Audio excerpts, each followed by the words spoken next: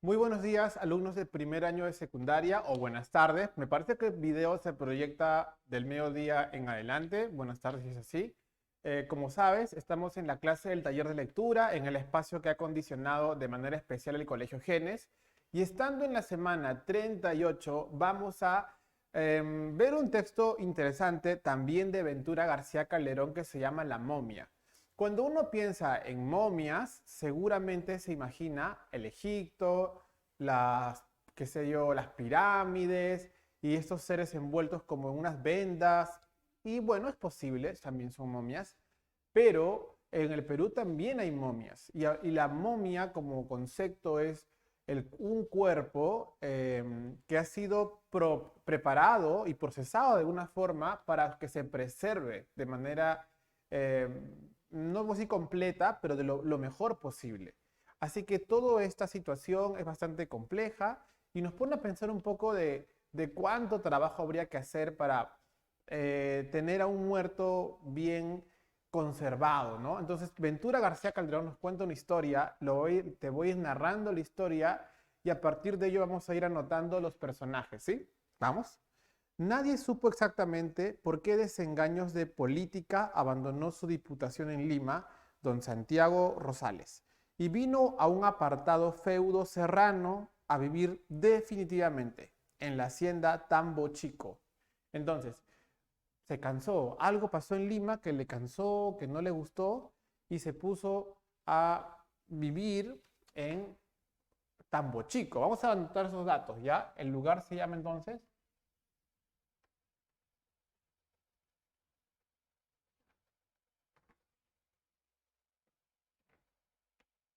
y la persona se llama Santiago Rosales, ¿no?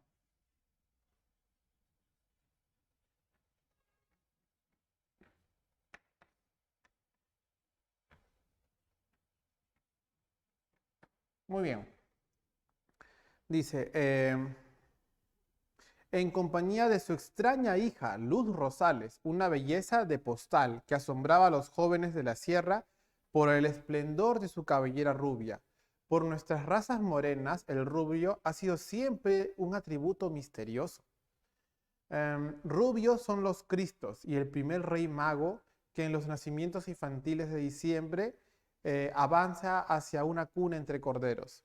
La comarca, la comarca entera sintió simpatía temerosa por Luz Rosales, mas nadie quiso muy bien a su padre, aquel hidalgo trujillano y severo que blandía al caminar el chicotillo. O sea, era una persona como media malhumorada y tenía una hija extraña, pero muy guapa que se llamaba Luz Rosales. Vamos a anotar también su nombre, Santiago Rosales y Luz, ¿no?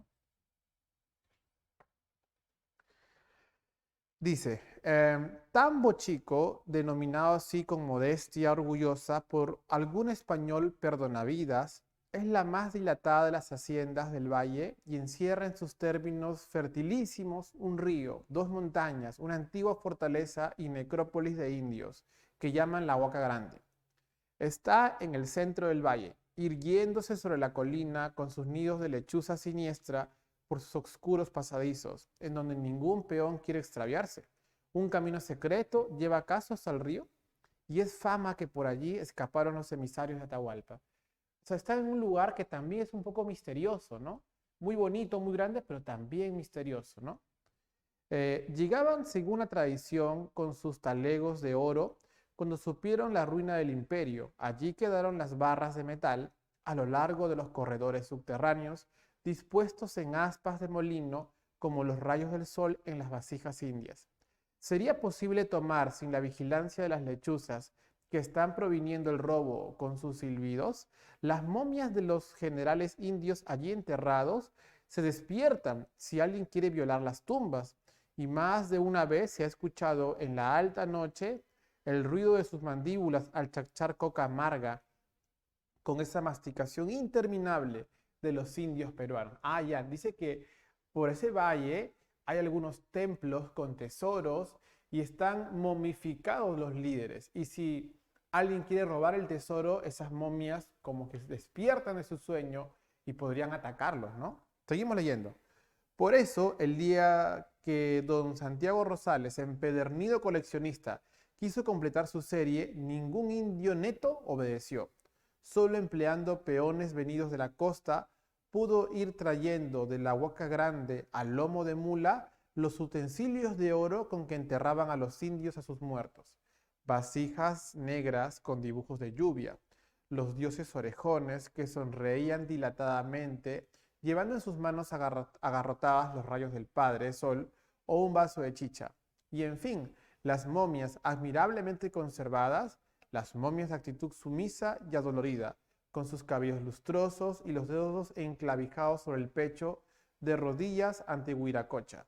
Ningún indio del valle se atrevió a oponerse al desacato. 4 siglos de espanto les han hecho aceptar la peor tragedia suspirando. Pero en la noche acudían a la choza de la vieja Tomasa, que era bruja insignia. Ah, otro personaje, ¿no? Tomasa, ¿no?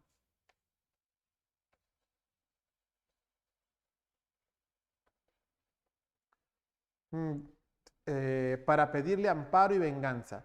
Durante 4 siglos, colonia española y república peruana, nadie fue osado a buscar momias en esa fortaleza arruinada. Quizá en las huacas pobres de los contornos rebuscaban los avaros mercaderes para venderlos en Lima a los extranjeros de tránsito. Esos caracoles barnizados de negro, esas serpientes de barro cocido por yuca boca canta el agua, o los más raros modelos de colección, porque la imagen obscena era vedada, era prohibida en el imperio. Los platos negros en cuyo fondo una pareja de indios está fornicando desfachatadamente.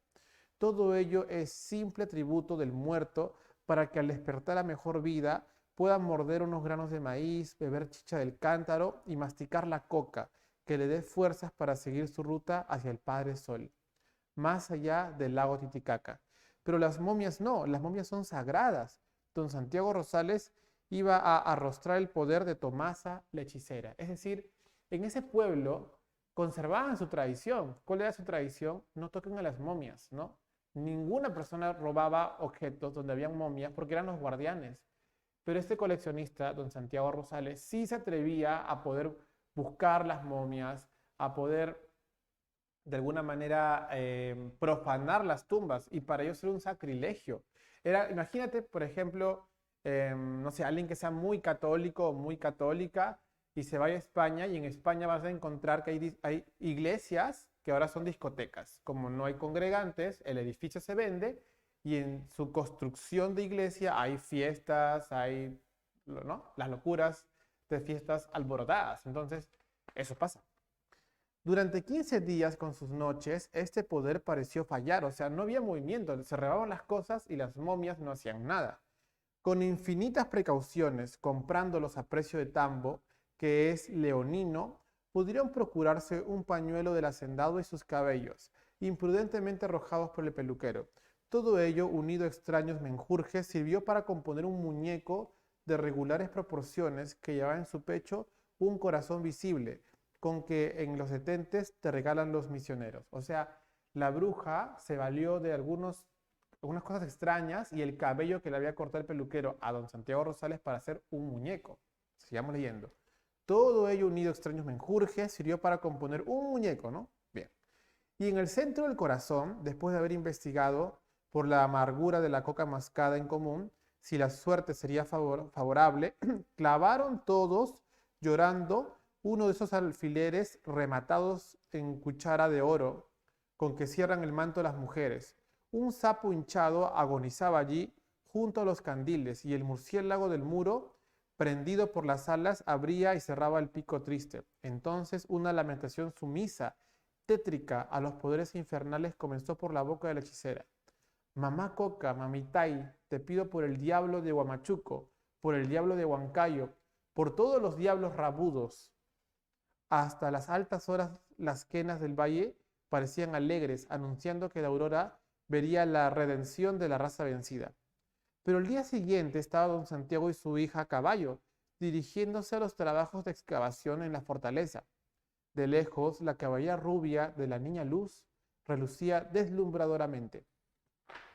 Los indios apartaron de ella la vista con temor visible. Todo el santo día vieron pasar al lomo de llama las momias renegridas de larga cabellera colgante. Por la elegancia de los vasos y las telas que circundaban los despojos, por las llamas de oro, con el lomo honrado, con la coca incinerable, se adivinaba que allí hubo gente principal, jefes militares o príncipes. ¿Qué quiere decir? Que sacaban momias muy importantes, con muchos atuendos de oro, con muchas mantas, con muchos objetos de oro. Habían enterrado gente importante en ese lugar y don Santiago no tenía temor de expropiarlos, agarrarse su oro, robarse la momia misma, ¿no? Em, pero don Santiago no estaba satisfecho con los hallazgos. Era una momia de mujer lo que buscaba. La imagen, por favor. Era una momia mujer. ¿Y por qué? Vamos a ver por qué buscaba una momia mujer. Em, si excavaran más lejos en uno de esos subterráneos clausurados con arena endurecida, entonces dos indios muy viejos salieron al encuentro del amo, llevando las monteras en las manos y persignándose la boca antes de hablar para purificarla. Con lloros y ademanes sumisos pidieron al taita que dejara en paz a los muertos. Por favor, taita, o sea, Santiago Rosales, deja en paz a los muertos, ¿no? Los muertos están descansando, déjalos, ¿por qué te metes a sus tumbas? ¿Por qué para robarles el oro tienes que hacer todo esto? ¿Y qué pasaba? ¿Quién mandaría llover sobre el maíz? ¿Quién haría prosperar la coca si todos los antepasados se alejaban del valle de los espíritus rencorosos? O sea, las momias son como espíritus protectores. Ellos hacen que la coca salga del suelo, que salga la papa de la tierra. Son importantes, no los molestes, están descansando, ¿no? El cura no podía comprender estas cosas, pero tal vez el amo sí. En el salón de la hacienda, a donde le habían seguido gimoteando los delegados, advirtieron sobre las mesas las momias desenterradas y no las quisieron mirar de frente. Prometían todo, como sus abuelos a los conquistadores. Prometían sus cosechas y sus ganados. Si el taita ordenaba que se llevaran de nuevo al sepulcro de la fortaleza las momias de los protectores del valle. O sea, decían, taita, o sea, don Santiago Rosales, llévate mi cosecha, devuelve las momias a su sepulcro, ¿no? No te las robes, son los protectores del valle, ¿no? ¿No? Por toda respuesta el amo aludió al excelente chicotillo con que castigaba a los atrevidos. O sea, el amo dijo, no, no, no, manan, manan, ¿no? No se supo si fue tal al argumento o la belleza de Luz Rosales lo que operó el milagro, pues 2 días después los mismos indios regresaron diciendo que prometían indicar el sitio de los talegos legendarios. De generación en generación había guardado el secreto aquella familia de curanderos cuyo más viejo representante vino arropado por un poncho violeta, llevando todavía a los antiguos militares un arete de plata. Para el día siguiente, domingo, fue la cita y el domingo se bebió la mejor chicha de jora en Tambo Chico, a las 5 de la madrugada, sin despertar a nadie en la casa, para que fuera sorpresa mayor. Don Santiago se marchó a la fortaleza en compañía de los peones que habían pasado, según dijeron, la noche entera en el tambo de la hacienda. Encendidas las lámparas de minero, bajaron todos con el taita por los intrincados corredores tallados, alguna vez en el granito de la montaña. A la luz vacilante se vislumbraron todavía las rojizas pinturas borrosas que representaban, con la misma ingenuidad de los huacos, un fragmento de Victoria o la fiesta del sol. Fue preciso cavar donde indicaron hasta que el choque de la lámpara reveló una barra de plata que cerraba el largo socavón.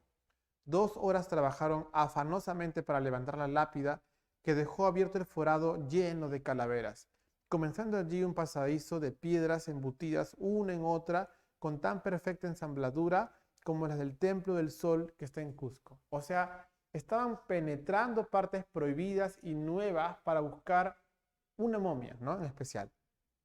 A medida que caminaban por ese túnel, iba ensanchándose y en rebozos de las piedras talladas, con zócalos, vieron dispuesta para asombro del transeúnte una portentosa colección de vasos antiguos. Don Santiago no cabía en sí de gozo delirante. Era un estupendo museo de huacos. Ni en Berlín tenían cosa igual. Decía, había llegado a una tumba que tenía muchos, muchos huacos. Y estos huacos podían ser vendidos, coleccionados. Así que estaba muy genial ese descubrimiento desde un punto de vista monetario, pero no desde un punto de vista real, ¿no? Vamos a ver. El piso de piedra desaparecía bajo los tapices de colores que ostentaban con rigor geométrico e ingenuidad llena de gracia perfiles de pumas, llamas sentadas en esos ojos circundados de alas que indican en pinturas y vasos la rápida vigilancia del amo. De cuando en cuando, como para aterrar el audaz, un ídolo afianza en la mano su flecha más alta que una lanza. O sea, el lugar estaba decorado con muchos frisos, con figuras antropomórficas. Entonces era un lugar que cada pieza podía valer dinero. Estaba pintado de azul y rojo, pero su cara serena reposaba con nobleza regia. Al torcer de un corredor, una luz verdosa iluminó la gruta de fondo. Allí debía hallar el tesoro del Inca. Los indios lo habrían predicho. Se divisaron las tinajas negras de barro cocido, atestadas seguramente de barras de oro y plata o de esas perlas de hechura que buscaba la codicia el conquistador. Don Santiago corrió hacia la escasa luz del día y se detuvo alborozado. Una momia, la momia de una mujer que deseara tanto, estaba allí custodiando el tesoro milenario. O sea, encontró el tesoro, pero vio una momia que cuidaba el tesoro. Un grito espeluznante, despavorido, repercutió en la gruta, mientras los indios se contemplaban silenciosos e iban ya a jurar que ignoraban todo. Don Santiago arrancó la linterna de las manos del peón. La carátula de lana morena que cubría el semblante era un retrato ingenuo y tal vez irónico de Luz Rosales, con los dos inmensos rectángulos azules que imitaban ojos de la momia. Destrozó entonces las cuerdas de esparto, las vendas del tejido blanco y negro para mirar el rostro desesperadamente. Acurrucada en actitud orante, con las manos en cruz, la rubia cabellera desparramada sobre el pecho muerto, estaba allí su hija, Luz Rosales, su hija, o por lo menos su imagen exacta y duplicada ya en los siglos. Estupefacto, enloqueció. Salió el río por la abertura de la peña, desgarrándose los vestidos en los zarzales y corrió por la orilla para buscar a Luz en la casa de la hacienda, llamándola a gritos por el camino. Pero Luz Rosales había desaparecido de tan bochico y no pudo hallarla nunca. Algunos cholos liberales del Club Progreso explicaron más tarde al juez en primera instancia que robada en la noche por los indios, la embalsamaron estos empleando los antiguos secretos del arte que creemos hoy perdidos. Durante la noche habían macerado las grandes tinajas el cuerpo de la momia rubia, pero toda la gente del valle sabe muy bien que fue venganza de los muertos de Fortaleza. La prueba está en que desaparecieron las momias de la casa cuando se llevaron a don Santiago al manicomio, y todavía en la noche de luna se les oye chachar coca nutritiva de los abuelos. Interesantísima historia, ¿no? ¿Qué pasó con don Santiago cuando llegó a la tumba? Vio una momia, y esa momia de mujer era la momia de su hija. Y ahí entró una gran duda. No se sabía si los pobladores que tanto le pedían que no saquee, que no robe, se llevaron a su hija, la secuestraron, la mataron, la momificaron y la pusieron al pie del tesoro, o fueron los dioses de las momias, los guardianes del valle, quienes efectivamente convirtieron a la hija en momia. No lo podemos saber. Entonces, completemos el cuadro para tener ideas más concretas. Tenemos a Santiago Rosales, a Luz Rosales, a Tomasa y a los peones. En cuanto al tiempo, todo transcurre más o menos en un mes. Y en cuanto al año, más o menos es, creo yo, el siglo XIX. ¿No? Y todo se da en Tambo Chico, se da en la casa y se da en la huaca. Muy bien. Resumamos para poder finalizar esta historia en 3 largas oraciones.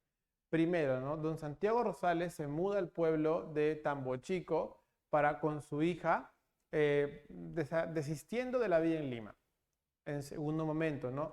Colecciona momias del lugar, a pesar que la gente del pueblo está muy molesta con esa acción porque es una falta de respeto a los difuntos. En tercer lugar y último, cuando don Santiago va a excavar una huaca que presumía tener un tesoro, encuentra la momia de su hija, desatando una gran duda. ¿Fue el pueblo que momificó a la hija, la secuestró y la mató? ¿O fueron los dioses o esas momias que se vengaron por sacarlas de su lugar de descanso, quienes convirtieron a la hija en momia? Ahí la gran pregunta, muy interesante la historia. No te olvides, por favor, de contestar las preguntas que vienen en la caja en la ficha. Y también, por favor, trata de terminar cada uno de tus actividades propias como leyendo una vez más el texto. Nos vemos entonces, campeones, la próxima semana para seguir aprendiendo. Cuídense mucho.